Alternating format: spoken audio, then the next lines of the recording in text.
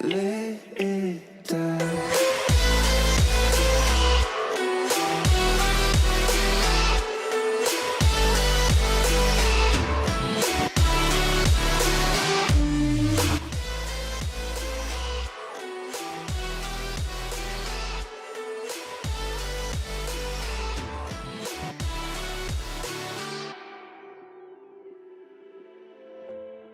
I was keeping our promise, I was building our home like a castle in the sand. But I was blind from my first kiss, Stockholm syndrome. Now we're fading in the wind. So what if I opened up my eyes and let the rain fall from the sky? What if I could run away from time? Could I erase all the lies? Oh, will I ever learn to let go? Will I ever learn to let it die? Will I ever learn to let go? Will I ever learn to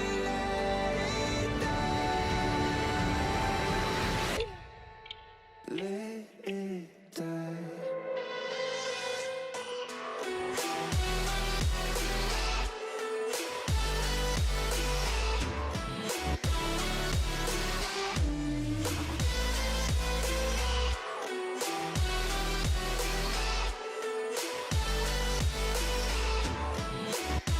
Oh, will I ever learn to let go? Will I ever learn to let it die? Will I ever learn to let go?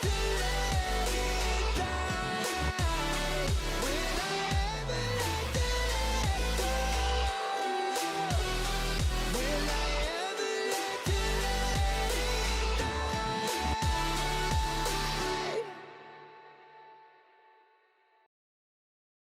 At the beginning, as you can see, practicing my length hitting, my straight drives on forehand, backhand.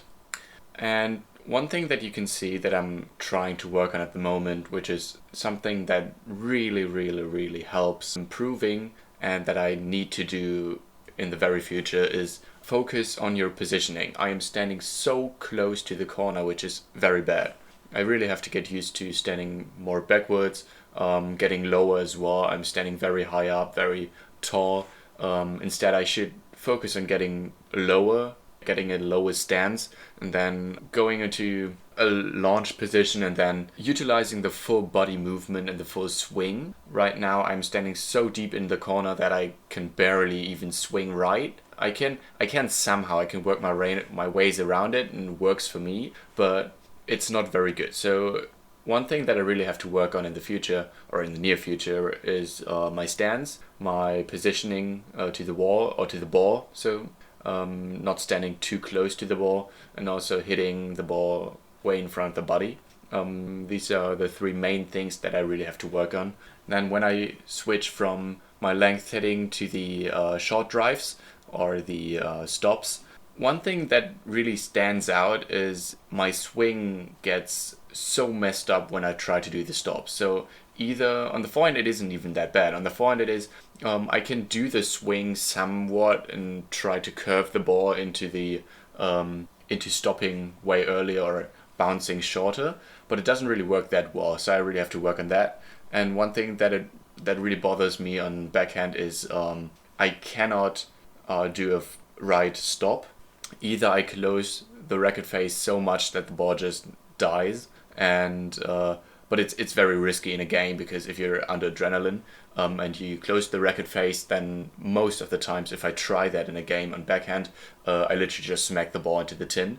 So yeah, that's not very good. So I really have to work on that, cutting the ball low and giving it that underspin so it can that undercut really die in the length or in the short. So that's something I really have to work on. And as you can see, it's working kind of well on the forehand. Also the volley drops are also kind of okay. But I have to do my precision work on that so that they can get even closer to the wall, even closer to the front corners. So that's something I have to really work on, especially the backhand side. Forehand is kind of okay-ish.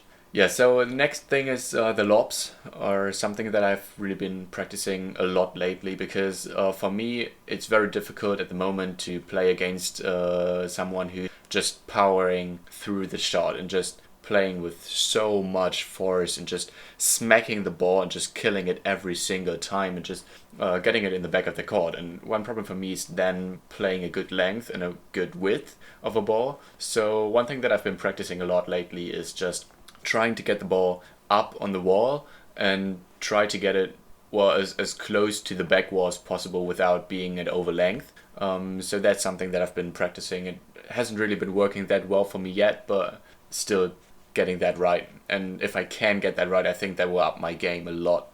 Just being able to play that safety shot and being able to just buying a lot of time for myself, because as you know, the lob is probably the safest ball to play in a game, to buy yourself some time.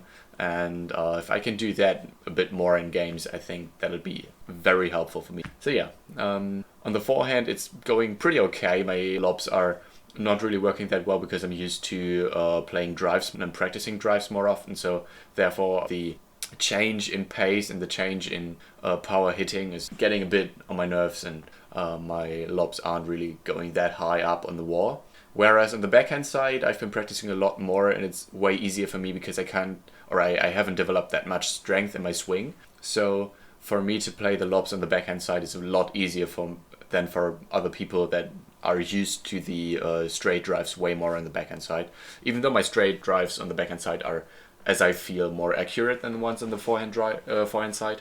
Even though I'm standing way too close to the corners all the time. So that's something I have to really look out for, as I said before.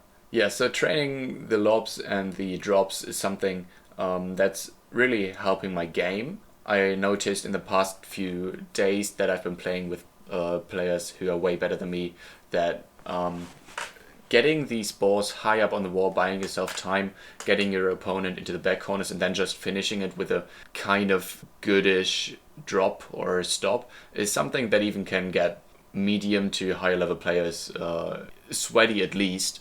Or to get running, to get their systems running, or even get you the point, which is very good. So yeah, that's something I really have to work on and get better with that, as that will probably up my game by a lot. On the other hand, straight drives and straight hitting is so important in the game as well, and I've constantly had that problem in the past few days that whenever we're in a long line rally or in a drive rally, I have that feel that I can't really hit the ball that accurate to the sidewalls and can't glue it to the sidewall as I'm used to in practice, which is kind of frustrating in games because you lose so many points by just getting the ball in the middle of the court instead of gluing it to the sidewall. If I can get that out of the way and fix this little problem, I think I'm in a pretty good position. But then again, I'm not really playing any tournaments at the moment, and when I get back from Norway I'm so out of shape probably that I have to relearn all that I'm doing right now, but still. So yeah, that's my routine at the moment. I'm just practicing straight drives, drops and lobs for the most part of my practice sessions, doing a little bit of other stuff like short cuts and trying to get the ball very low and dying in the length without them bouncing very high. But that's something that is working pretty well for me, so I'm not really bothering too much with that. So yeah, as you can see, my straight drives are pretty accurate in practice, but as I said, when you come into a game, it changes so much and it's so frustrating because, you just don't hit the ball as accurate as before, and it really gets me, at least. I don't know if it's the same for other people. I can imagine it would be. It's just so frustrating. You come out of practice and you feel like your drives are very accurate, going on a great width, are glued to the sidewall, and they have a perfect length or a very good length that gets your opponent right in the back of the court so you can open up the court for yourself. And then when you come into a game, you just hit the ball and it bounces instead of firstly into the front wall, it just goes first into the side wall and then bounces right in the middle of the court, and your opponent can just play a drop shot, a stop, whatever, and you're just done for it.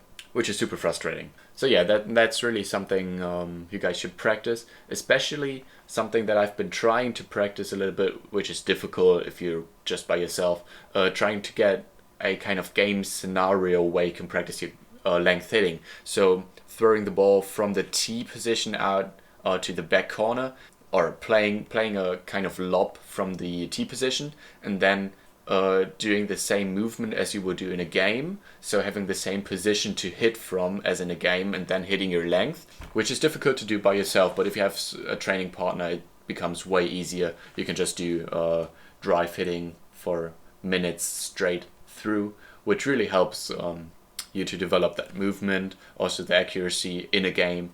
That's something I really have to do, and that I'm actually very grateful to have my trainers for, who do that. So yeah, that's that.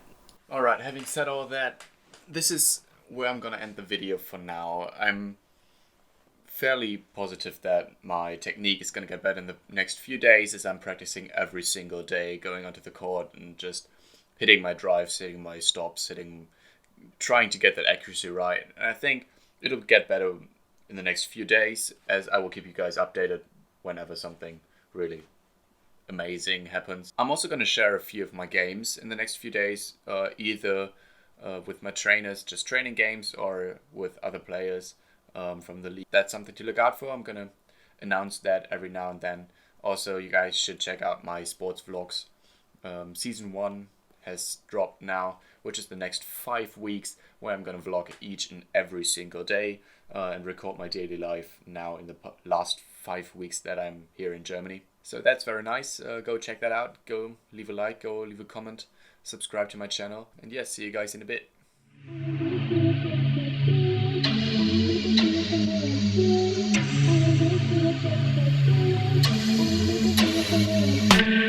I will make you a sunset view.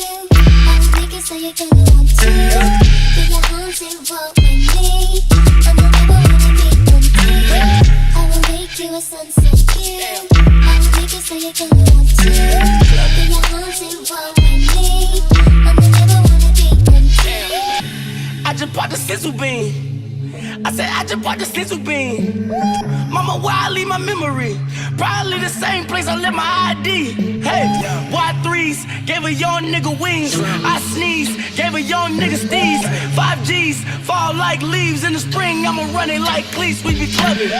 1800s bubbling in a nigga's stomach. 3 girls, so that mean I'm in here juggling. She might have a man, I might have a girl, but neither one of them at the club, so who give a fuck?